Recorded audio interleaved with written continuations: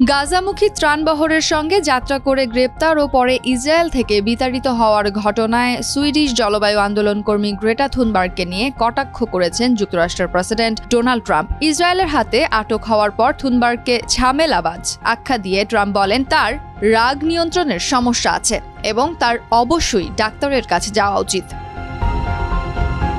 Oval অফিসে সাংবাদিকদের এক প্রশ্নের জবাবে ট্রাম্প বলেন, সে তো শুধু ঝামেলাবাজ। আপনি বলতে চান এখন আর পরিবেশ নিয়ে নয়, এখন সে অন্য বিষয়ে ব্যস্ত। ওর রাগ নিয়ন্ত্রণের সমস্যা আছে। আমার মনে হয় ওর ডাক্তার দেখানো দরকার। ও খুব রাগী, একেবারে পাগল। ইসরায়েলি সংবাদ মাধ্যম টাইমস অফ ইসরায়েল জানিয়েছে ৩ অক্টোবর শুক্রবার থুনবার্গ সহ ৪ শতাধিক প্রো প্যালেস্টাইন কর্মী গাজার অবরোধ ভাঙতে সমুদ্র পথে যাত্রা করলে ইসরায়েলি নৌবাহিনী তাদের আটক করে। ৫ অক্টোবর রবিবার ১৩০ জনকে তুরস্কে ফেরত পাঠানো হয়, আর সোমবার গ্রিস হয়ে স্লোভাকিয়ায় পাঠানো হয় থুনবার্গকে।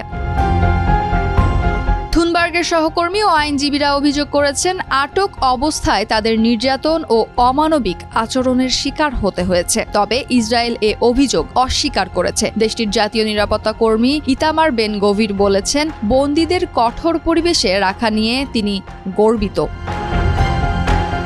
সোমবার মুক্তি পাওয়ার পর প্রথমবারের মতো কথা বলেছেন গ্রেটা থুনবার্গ। তিনি অভিযোগ করেছেন তাকে মারধর করা হয়েছে এবং জোর করে ইসরায়েলের পতাকায় চুমু খাওয়ানো হয়েছে। তার ভাষায়, আমাদের আটক ও নির্যাতনই মূল খবর নয়, আসল খবর হলো আমাদের চোখের সামনে গণহত্যা চলছে, সরাসরি সম্প্রচারিত গণহত্যা। তিনি আরো বলেন, ইসরায়েল পরিকল্পিতভাবে একটি জনগোষ্ঠীকে নিশ্চিহ্ন করার চেষ্টা করছে। গাজা ছাড়াও কঙ্গো, সুদান, আফগানিস্তানের মতো দেশগুলোতে চলমান মানবিক সংকটের কথাও উল্লেখ করেছেন থুনবার্গ। তিনি বলেন, আমরা যা করছি সেটি ন্যূনতম। মানুষ এত নিষ্ঠুর হতে পারে তা কল্পনাতেও আসে না। দখল ও বর্ণবাদের নামে অবরুদ্ধ জনগণের খাবার কেড়ে নেওয়া হচ্ছে।